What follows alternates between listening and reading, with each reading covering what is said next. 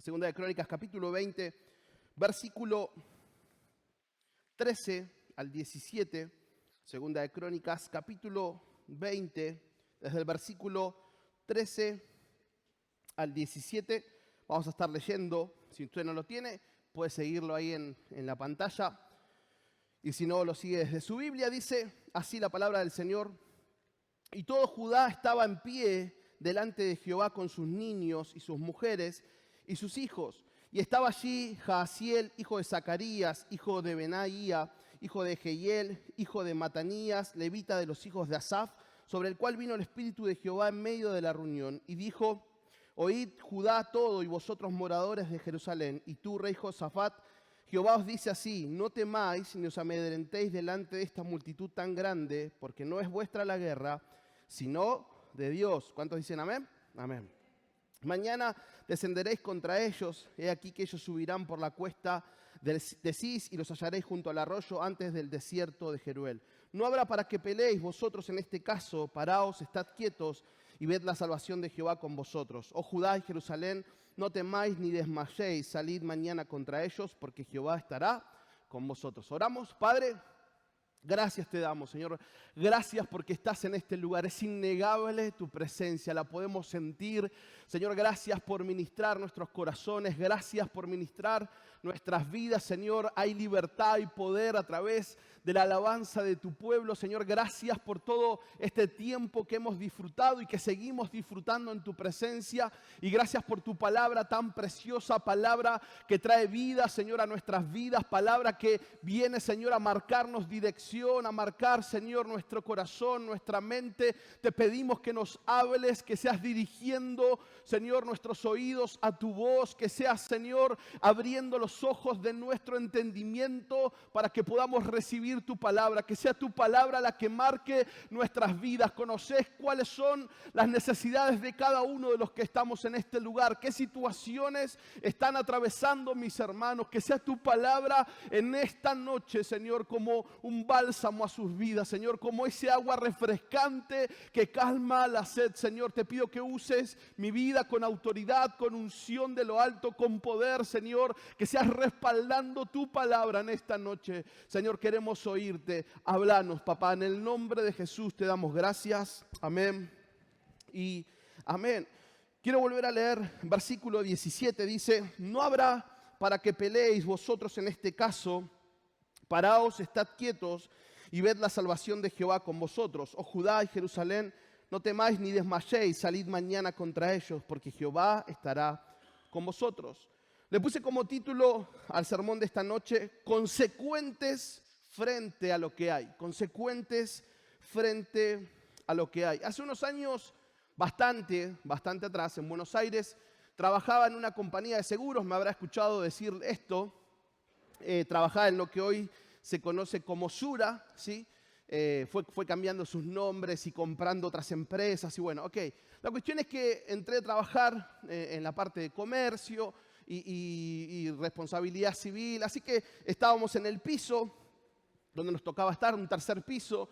La cuestión es que en algún momento de la compañía y demás, y yo estaba ahí, me eligieron, no sé por qué, líder de grupo, líder de grupo para emergencias, ¿sí? Para casos de incendio. Acá tenemos algunos ingenieros, ¿no? en seguridad y demás. No sé qué vieron en mí, no sé, sinceramente, hasta el día de hoy. Mi grito era: sálvese quien pueda. Sí, okay. Yo saltaba por la ventana. La cuestión es que, no, dejemos el chiste. La cuestión es que me asignaron como líder de grupo. Tenía a cargo 25 personas. Entonces nos dieron una capacitación de lo que teníamos que hacer en caso de incendio. El ascensor no había que usarlo, había que usar las escaleras. Bueno, yo tenía mi chaleco, mi gorrito, tenía un montón de cosas que me dejaron el kit salvador del mundo. La cuestión es que, bueno, me capacitaron, hicimos un par de simulacros. El tema en los simulacros era que todos sabían que había simulacro. Y lo que menos es un simulacro, porque todos bajan charlando, van hablando, ¿no? Cero desesperación en el simulacro. La cuestión es que, bueno, me enseñaron, estuvimos un par de horas con los demás líderes de grupo, de los equipos. Tuvimos 2 simulacros como preavisados, y un tercero que en realidad mis compañeros de piso me dijeron, por favor, avisa cuando hay simulacro, ¿no? Bueno, está bien, un tercero que no teníamos que decir, pero bueno, les dije, muchachos, hay simulacro. Ok, bueno, la cuestión es que nunca pasó nada, gracias a Dios. Nunca pude demostrarle a mis compañeros que podía salvarlo, ¿sí? Me quedé con la espina, ya tenía en mi cabeza la película, pero nunca se dio. No lo pude hacer, tuve que devolver el chaleco también, el gorro. Pero sí había algo que la empresa esperaba de los líderes de grupo, en mi caso de mí, ¿sí? Sí había algo que mis compañeros de piso esperaban de mí, es que como líder de grupo siguiera las indicaciones que se me habían enseñado, que siguiera las indicaciones que me habían dado y se habían preestablecido en caso de un incendio. Era lo que se esperaba. La empresa no me dio el curso para que yo no trabaje por 4 horas, no me dio el curso porque, bueno, no, me eligieron a mí, yo tenía que ser consecuente frente a un incendio con lo que me habían enseñado. Se buscaba eso, que mis acciones hicieran para lo que me habían entrenado. Ahora, una persona consecuente es alguien que su conducta guarda coherencia lógica con los principios que profesa. Una persona consecuente es alguien que su conducta guarda coherencia lógica con los principios que profesa. Y como cristianos no estamos exentos de esto. Como cristianos, los cuales nos aferramos a una palabra, a la palabra de Dios, como hijos de Dios que decimos creer en lo que está en la Biblia, en lo que Dios nos habla, de la misma manera, se espera que frente a circunstancias que vayan apareciendo en nuestra vida, que frente a las circunstancias que vienen de alguna manera inesperada, tengamos una forma de proceder que de antemano se nos habló, que de antemano se nos dijo, ¿no? Con esas actitudes que Dios de antemano nos viene hablando, nos viene enseñando, se espera de nosotros que seamos consecuentes frente a lo que pueda venir, frente a lo que haya en nuestra vida. Se espera eso de nosotros y quiero que en esta noche veamos 4 maneras de ser consecuentes en nuestra vida. Lo primero, cuando hay temor, no dejes o no dejemos de hablar con Dios. Versículo 1 al 3 dice, pasadas estas cosas, aconteció que los hijos de Moab y de Amón, y con ellos otros de los amonitas, vinieron contra Josafat a la guerra. Y acudieron algunos y dieron aviso a Josafat diciendo, contra ti viene una gran multitud del otro lado del mar y de Siria. Y aquí están en Hasesón Tamar, que es en Engadi. Entonces él tuvo temor y Josafat humilló su rostro para consultar a Jehová e hizo pregonar ayuno a todo Judá. Digo, ¿cuántas cosas en esta vida nos producen temor?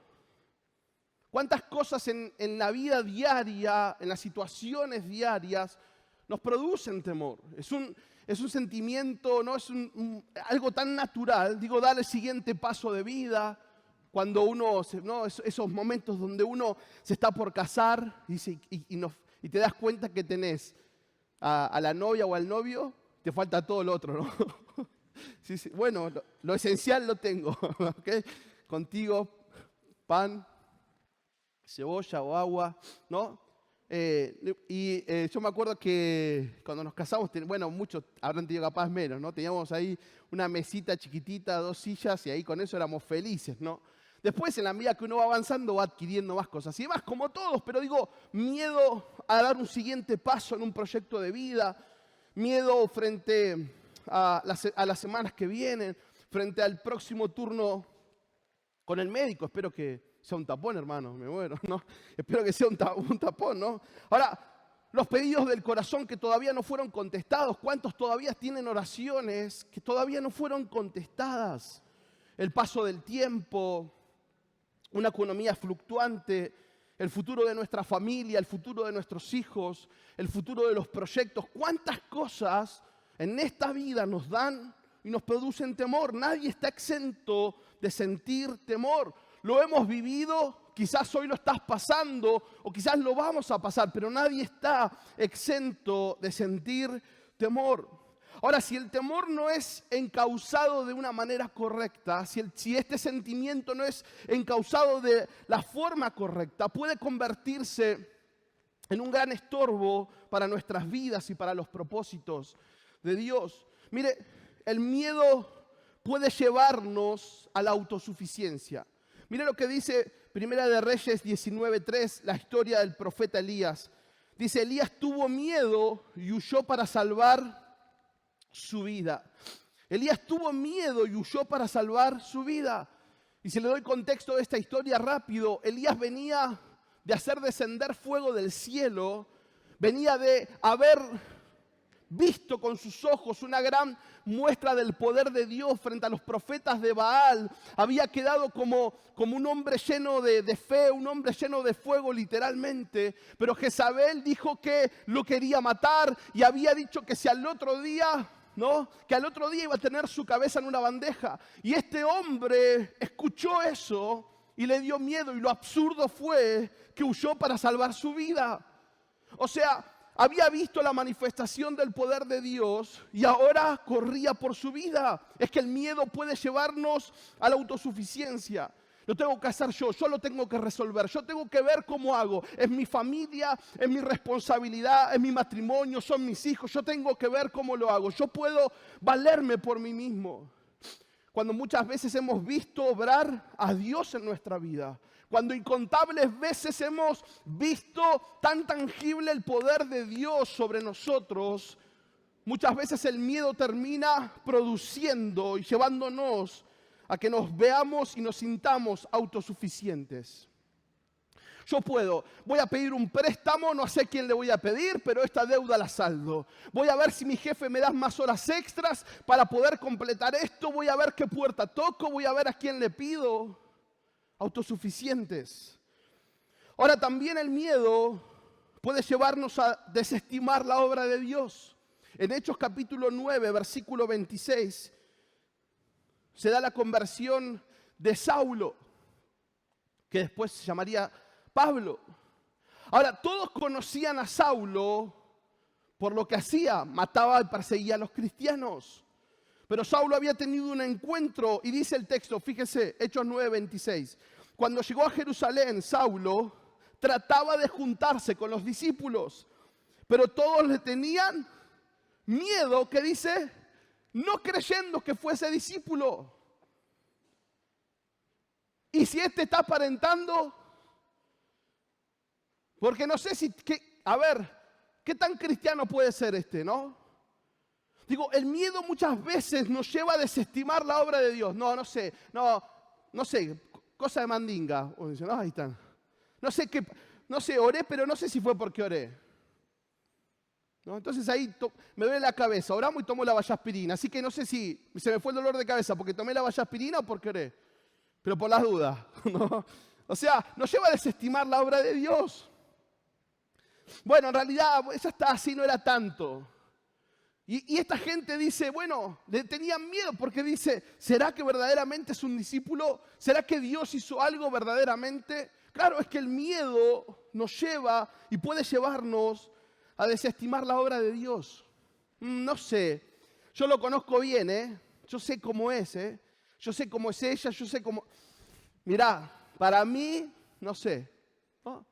Sí, está muy buenito, capaz que sabe cómo hacerlo, yo lo conozco... Quizás Dios pueda, pero ¿no? Hay un recelo constante, ¿no? Una cuestión de negar la obra de Dios.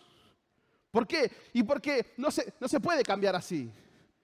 Claro, es que vemos procesos nosotros, ¿no? Y si Dios lo quiere cambiar así, entonces el miedo puede llevarnos a desestimar la obra de Dios. Ahora también el miedo puede llevarnos a guardar nuestro potencial.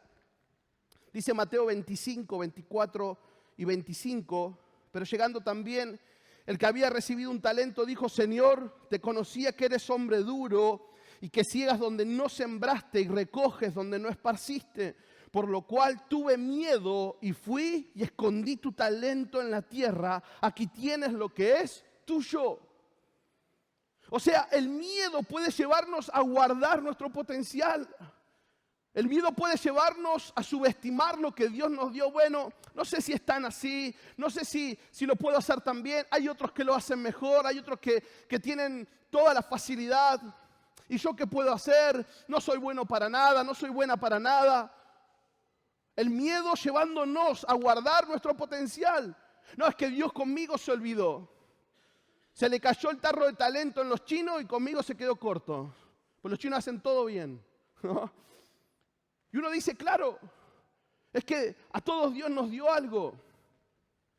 Y luego Dios nos va a pedir cuentas, pero el miedo puede hacer que guardemos nuestro potencial, que guardemos lo que Dios nos dio, que desestimemos lo que Dios puso en nuestra vida.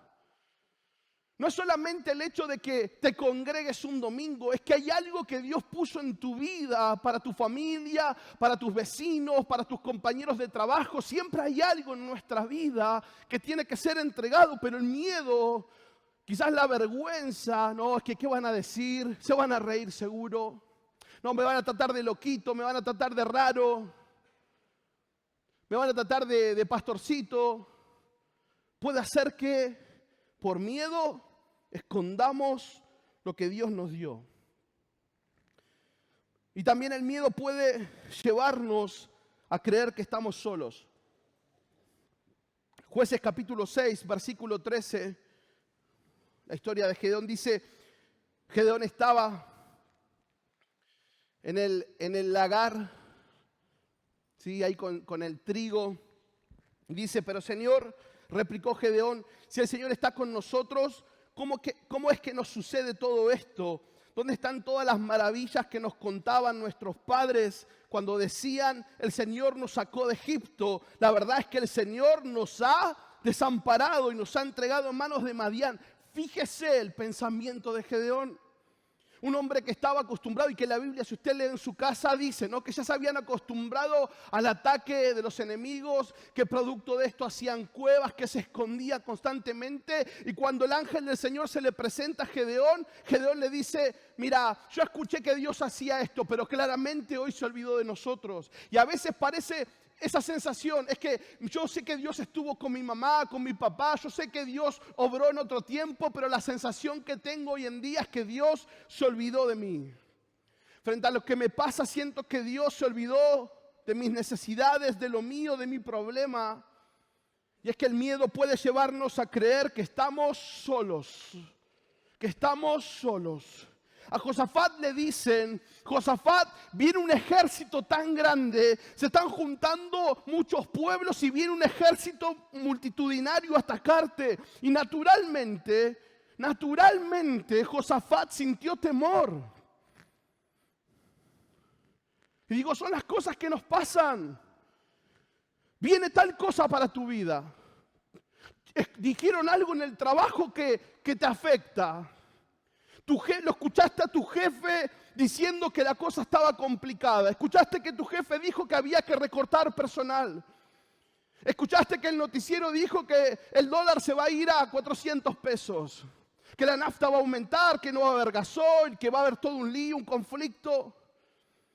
Y escuchamos un montón de noticias. Escuchamos un montón de cosas y el miedo entra en escena de manera natural. Y el miedo llega a nuestras vidas de una forma natural, porque escuchamos una noticia, somos sacudidos por una noticia y el temor es el sentimiento natural que viene a nuestras vidas, como le pasó a Josafat.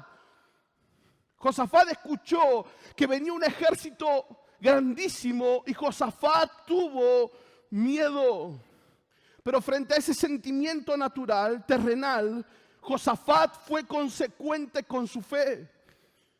Ese miedo no llevó a Josafat a valerse por sí mismo, no lo llevó a pensar que estaba solo ni a huir, porque el soldado que huye sirve para otra batalla, ¿no? Y eso es una mentira, porque el soldado que huye es un cobarde. Ahora Josafat no tomó esa postura, dice versículo 3, entonces él tuvo temor. ¿Y qué hizo? Josafat humilló su rostro para consultar a Jehová. Tuvo miedo y fue consecuente con lo que creía. Cuando hay temor, Cuando venga el temor, y si hoy estás con miedo, no dejes de hablar con Dios, no dejes de consultarle a Dios por tu situación, no dejes de presentarle a Dios lo que te causa temor, lo que te aqueja, porque se espera que seamos consecuentes frente a lo que haya, frente a lo que venga. Ahora, no solamente cuando hay temor necesitamos hablar con Dios, sino que cuando hay incertidumbre, no dejes de recordar lo que Dios hizo. Cuando hay incertidumbre, no dejes de recordar lo que Dios hizo. Versículos 6 al 12 dice: y dijo Jehová Dios de nuestros padres: ¿no eres tú Dios en los cielos y tienes dominio sobre los reinos de las naciones? ¿No está en tu mano tal fuerza y poder que no hay quien te resista? Dios nuestro, ¿no echaste tú los moradores de esta tierra delante de tu pueblo Israel y la diste a la descendencia de Abraham tu amigo para siempre? Y ellos han habitado en ella y te han edificado en ella santuario a tu nombre, diciendo: si mal viniere sobre nosotros o espada de castigo, pestilencia o hambre, nos presentaremos delante de esta casa y delante de ti, porque tu nombre está en esta casa y en esta también. Y a causa de nuestras tribulaciones clamaremos a ti, y tú nos oirás y salvarás. Ahora pues, he aquí los hijos de Amón y de Moab y los de monte de Seir, a cuya tierra no quisiste que pasase Israel cuando venía de la tierra de Egipto, sino que se apartase de ellos y no los destruyese. He aquí ellos nos dan el pago, viniendo a arrojarnos de la heredad que tú nos diste en posesión. Oh Dios nuestro, no lo juzgarás tú, porque en nosotros no hay fuerza contra tan grande multitud que viene contra nosotros. Y esta frase me desarma. No sabemos qué hacer. ¿Cuántos alguna vez se han sentido así? ¿Cuántos han dicho alguna vez: no sé qué hacer? Pero ¿qué dice? Y a ti volvemos nuestros ojos. No sabemos qué hacer. Es la oración más genuina del mundo, ¿no? Dios tuvo temor, fue a buscar a Dios y le termina diciendo: no sé qué hacer, hay una incertidumbre. ¿Qué decisión tomo? ¿Hacia dónde voy? ¿Qué contesto? ¿Qué digo? ¿Qué hago? ¿Cómo resuelvo? Hay incertidumbre, no sé qué hacer. No sabemos qué hacer. Señor, no sabemos qué hacer frente a esta situación, frente a este problema, frente a esto que nos está pasando. No sé qué hacer, Señor. Y Josafat dice: a ti volvemos nuestros ojos. Josafat sabe, reconoce lo imposible del reto que se les presenta. Ahora, el pueblo podía suponer, por lo que se hablaba, el tamaño del ejército. Podía sin haberlo visto con ojos naturales, ya se lo podía haber imaginado. Pero Josafat termina diciendo, en esta incertidumbre que les acechaba: no sabemos qué hacer, pero a ti volvemos nuestros ojos. Josafat hizo una remembranza poderosa, porque Josafat empieza a hablar en su oración de lo que Dios había hecho. Josafat empieza a hablar de lo que Dios había hecho con sus antepasados. Josafat empieza a hablar de lo que Dios había ordenado, de lo que el pueblo había hecho producto de esa orden. Y de esta manera, Josafat lo que intenta frente a un pueblo que tenía el mismo miedo es redirigir su mirada al Señor. Si hoy estás atravesando momentos de incertidumbre, no dejes de fijar tus ojos en el Dios de los milagros. Si hoy estás pasando momentos de angustia donde no sabes qué hacer, donde no sabes qué decisión tomar, no dejes de poner tus ojos en el Dios de los milagros. Apocalipsis dice que los seres vivientes no cesan día y noche de decir: santo, santo, santo Señor, es el Señor Dios Todopoderoso, el que era, el que es y el que ha de venir. Un Dios que no cambia, que no tiene variación, que es inmutable, un Dios que sigue siendo el mismo Dios hoy en día, el mismo Dios que leemos, es el mismo Dios que sigue estando con nosotros. Por eso recordar lo que Dios hizo en nuestra vida, hacer una remembranza de las oraciones contestadas, nos sigue dando evidencias hoy de un Dios vigente, de un Dios actual, de un Dios que tiene el mismo poder, que si lo ha hecho antes, lo puede volver a hacer, que si lo hizo un día con nuestros padres, si lo hizo un día con nosotros, Él lo va a seguir haciendo. Yo soy consciente, el día que fui a hablar con mi suegro, él, queriéndome poner un poco a prueba, me dijo, ¿y de qué va a vivir? ¿De qué va a vivir tu familia? ¿De qué va a vivir mi hija? ¿De qué título tenés? Ninguno. No soy arquitecto, no soy abogado, no soy licenciado. Pero le dije, yo vi que Dios no le hizo faltar nada a mi mamá viuda con 3 hijos. Yo vi cómo Dios se reveló en infinidades de veces sobre mi familia. Y ese es el mismo Dios que yo amo. Y si Dios lo hizo así conmigo cuando éramos chicos, lo va a seguir haciendo con mi familia. Y con la familia de Lenca y con las familias que sigan. Porque Dios no cambia. Dios no tiene fecha de vencimiento, no caduca Dios.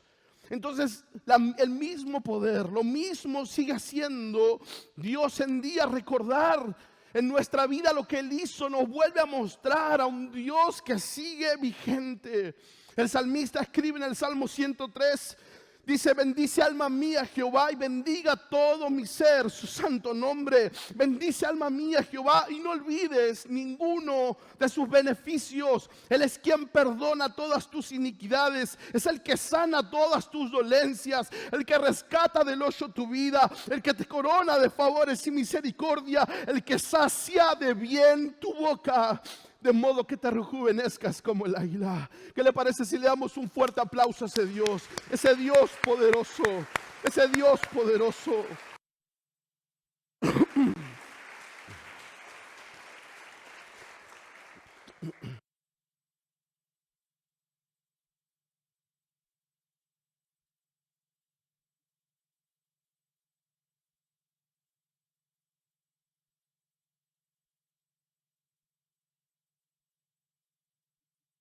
¿Está? Perdón. No llevemos nuestra mirada al problema, al número, a la cantidad de probabilidades. No llevemos nuestra mirada a lo que el mundo quiere que miremos. Porque es eso, el mundo intenta, como hablamos la semana pasada, marcar el speech de la semana. Como oró el rey Josafat, Señor, hacia ti volvemos nuestros ojos. Señor, vos conocés mi situación. Señor, vos sabés que no puedo cambiar esto. Sabés, Señor, lo difícil de esta situación. Señor, vos sabés que hoy en día no sé qué hacer o no sé para dónde ir. Pero, Señor, hacia ti vuelvo mis ojos. Señor, hacia ti mira mi corazón. Hacia ti mira, Señor, mi vida. Porque cuando hay incertidumbre, no dejamos de recordar lo que Dios hizo. Cuando hay oposición, no dejes de ver que Dios está a tu favor. Cuando hay oposición, no dejes de ver que Dios está a tu favor. Dice el versículo 15, y dijo, oíd Judá todo, y vosotros moradores de Jerusalén, y tú, rey Josafat, Jehová os dice así, no temáis ni os amedrentéis delante de esta multitud tan grande, porque no es vuestra la guerra, sino de Dios. En tu caminar en esta vida no estás solo, no estamos solos. A lo largo del tiempo y hasta el fin del mundo nunca estamos solos. Ahora, cuando el enemigo se levanta, cuando el enemigo se levanta contra nuestra vida, contra tu familia, el que se siente provocado es Dios. El que se siente provocado es Dios. Estos pueblos venían contra Josafat, se habían levantado, venían con sus planes, con sus estrategias contra el rey Josafat, contra el pueblo. Y Dios toma partida en esto y les dice, no es de ustedes la guerra, es mía. No es de ustedes la guerra, es mía. Ahora,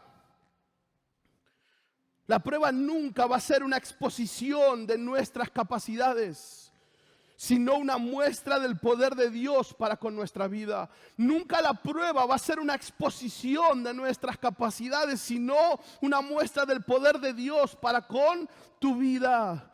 Jeremías 32, 27 dice: yo soy el Señor, Dios de toda la humanidad. ¿Hay algo imposible para mí? ¿Hay algo imposible para el Señor? Y me encanta que en esta historia Dios redobla la respuesta. Dios redobla la apuesta que el enemigo hizo. Porque frente al miedo, la incertidumbre y la posición que se levantaba contra su pueblo, Dios se encarga de dejar las pautas claras. Dios se encarga de mostrar que el mando lo tiene Él, nunca el enemigo. Dios se encarga de mostrar que Él sigue sentado en su trono gobernando. Bienvenido el caos, bienvenido el desajuste económico, bienvenido la crisis política, porque Dios sigue sentado en su trono gobernando. Los pueblos pueden pasar, los políticos pueden pasar, la economía puede pasar, pero Dios sigue gobernando. Dios nunca pierde el control. Y dice el versículo 17, así que el enemigo viene y te va a atacar, ok, no habrá para que peleéis vosotros en este caso, porque claro, otras veces y en otros relatos Dios otorga la victoria, ¿no? Estoy con ustedes, vamos a pelear, y sale el pueblo a pelear y venció. Sale el pueblo a pelear y ganó la batalla. Y venían muchos. Y el pueblo lo sabía, y Josafat lo sabía. Y Dios dice, así que el problema es grande, quédate tranquilo. Porque no vas a ganar de la manera tradicional. La respuesta no va a venir de la forma tradicional. Directamente en este caso, porque así dice, ni siquiera van a tener que pelear. Ni siquiera van a tener que pelear. Porque acá el problema era grande para el pueblo. Era inmenso frente a sus posibilidades, frente a su realidad. Y mientras más grande es el problema, más poderosa es la intervención de Dios. Mientras más grande es el problema que hoy estés atravesando, mientras más grande sea el conflicto que pueda haber en tu hogar, más poderosa termina siendo la intervención de Dios. Porque el enemigo quiso poner lo mejor para que la derrota sea increíble, para que la derrota sea estrepitosa. Y fíjense cómo Dios hizo que su vergüenza sea mayúscula, porque ni siquiera tuvieron que pelear. El enemigo va a querer hacer tantos planes perfectos para destruir tu familia, para destruir tu economía, para destruir tu salud, tu vida, tus hijos. Pero lo que Dios hace es mucho más poderoso, mucho más grande. Y si la oposición aparece, si hoy estás sintiéndote atacado, si la oposición aparece, la respuesta es una sencilla pregunta. ¿Acaso hay algo imposible para Dios? ¿Acaso hay algo que Dios no pueda hacer? ¿Acaso hay algo que Dios no pueda cambiar? ¿Acaso hay algo que Dios no pueda sanar? ¿Que Dios no pueda proveer? ¿Que Dios no pueda restaurar? ¿Acaso hay algo imposible para Dios? Primera de Juan 4:4 dice, hijitos, vosotros sois de Dios y los habéis vencido, porque mayor es el que está en vosotros que el que está en el mundo. Mayor es el que está en nuestra vida, mayor es el que está en nuestro corazón. Cuando hay oposición, no dejes de ver que Dios está a tu favor. Cuando hay oposición, no dejes de ver que Dios está a tu favor. Y termino. Cuando hay camino por recorrer, no dejes de adorar a Dios. Cuando hay camino por recorrer, no dejes de adorar a Dios. Dice el versículo 16, mañana descenderéis contra ellos. He aquí que ellos subirán por la cuesta de Cis y los hallaréis junto al arroyo antes del desierto. Pero dice, mañana descenderéis contra ellos. La victoria ya les pertenecía. Cuando Dios llega a nuestra vida, Dios no viene a probar. Cuando Dios llega a nuestra vida y a nuestra situación, Dios no viene a ver si es posible. Cuando Dios llega a tu familia, Dios no viene a ver si hay probabilidades. Cuando Dios llega a nuestra vida, Él lo transforma todo. Él lo cambia todo, porque no hay nada imposible para Dios. Ahora, Dios había hablado, Dios había sido bien claro, diciéndoles, no van a tener que pelear. No van a tener que moverse, no van a tener que salir al campo. Solo tienen que estar ahí firmes y ver cómo les voy a salvar. Y uno diría, la victoria era un hecho, pero todavía les restaba camino por recorrer. La victoria era un hecho. La victoria estaba consumada, pero todavía les restaba camino por recorrer. Todavía tenían que salir, todavía tenían que marchar, todavía tenían que ponerse frente al campo de batalla. Todavía les quedaba camino por recorrer. Y es que la respuesta a tu oración ya fue dada, tu milagro ya fue soltado, tu problema tiene los días contados, pero todavía te resta camino por recorrer, todavía te resta camino por seguir. Y uno dice, ¿y dónde está Dios? ¿Cuánto más tengo que orar? Es que la respuesta a tu oración ya está dada. El milagro para tu vida ya fue soltado. Lo que pasa es que nos resta camino por andar. Nos resta un poco más de proceso. O sea, el Señor no podía haber hecho el milagro antes, claro que sí. El Señor podía haber hecho el milagro cuando el ejército enemigo venía de camino, claro que sí. Dios podía haber dicho, no se preocupen, está hecho, y gloria a Dios. Dios podía haberle dicho, ni siquiera se muevan, hago así, ya está. Pero Dios les dice, la guerra es mía. Esa situación que hoy atravesás es mi problema. Es mi guerra, es mi lucha. En este caso no va a hacer falta de que pelees. Pero todavía te resta proceso.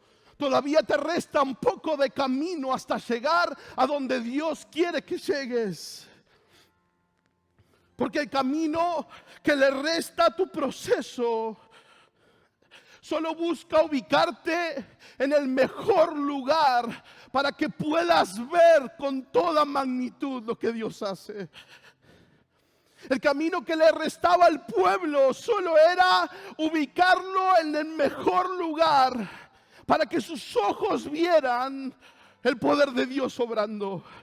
Y a veces decimos, ¿por qué Dios no responde? ¿Por qué Dios no hace nada? ¿Cuántas lágrimas tengo que derramar? ¿Cuánto más tengo que hacer? Es que lo único que te falta es un poco más de camino. Te falta un poco más de camino hacia adelante para ubicarte en el mejor lugar, para que veas con total magnitud lo que Dios hace. Lo que Dios va a hacer en tu familia, en tu matrimonio, en tus hijos, en tu salud, en tu economía, con tus propósitos, con tus sueños, con lo que hoy te está aquejando. Dice el versículo 18. Entonces Josafat se inclinó rostro a tierra y asimismo todo Judá. Y los moradores de Jerusalén se postraron delante de Jehová y adoraron a Jehová. Se levantaron los levitas de los hijos de Coat y de los hijos de Coré para alabar a Jehová, el Dios de Israel, con fuerte y alta voz. Y cuando se levantaron por la mañana, salieron al desierto de Tecoa. Y mientras ellos salían, Josafat, estando en pie, dijo: oídme, Judá y moradores de Jerusalén. Creed en Jehová vuestro Dios y estaréis seguros. Escucha, iglesia pentecostal, cree en Dios, cree en Jehová tu Dios y vas a estar segura. Cree en sus profetas y serán prosperados. Y habiendo consejo con el pueblo, puso a algunos que cantasen y alabasen a Jehová, vestidos de ornamentos sagrados, mientras salía la gente armada, y que dijesen: glorificad a Jehová, porque su misericordia es para siempre. Y escucha el versículo 22. Y cuando comenzaron a entonar cánticos de alabanza, cuando comenzaron a cantar, porque la canción no es un relleno. La media hora que cantamos acá no es un relleno para la palabra, no es hacer tiempo para que el que llega tarde pueda estar en la predicación. No, absolutamente no. La canción no es un relleno. Adoramos a un Dios de poder. Cantamos canciones que conllevan mucho poder para el que cree. Y cuando se pusieron a cansar y cuando comenzaron a entonar cánticos de alabanza, Jehová puso contra los hijos de Amón, de Moab y del monte de Seir las emboscadas de ellos mismos que venían contra Judá. Y se mataron los unos a los otros. Y se mataron los unos a los otros. Iglesia, es hora de que comienzas a celebrar tu victoria. Iglesia, es hora de que comiences a cantar al Dios que responde con su eterno poder. Todavía hay camino por recorrer, pero la victoria ya te fue dada. Todavía le resta camino a tu proceso. Todavía le resta un tramo más a tu proceso, pero la victoria ya fue dada. Todavía hay camino para recorrer, para el proceso de tu familia, el de tu problema, el de tu futuro. Pero empezá a levantar tu adoración en agradecimiento por su respuesta, porque solo es una cuestión de tiempo. Solo es una cuestión de tiempo. Él está haciendo algo nuevo, como dice Isaías, y pronto saldrá a la luz. Él está abriendo caminos donde no lo hay. Y va a hacer brotar ríos en medio de la sequedad y la esterilidad. Cuando hay caminos por recorrer, no dejes de adorar a Dios. Cuando hay temor, no dejes de hablar con Dios. Cuando hay incertidumbre, no dejes de recordar lo que Dios hizo. Cuando hay oposición, no dejes de ver que Dios está a tu favor. Y cuando hay camino por recorrer, no dejes de adorar a Dios.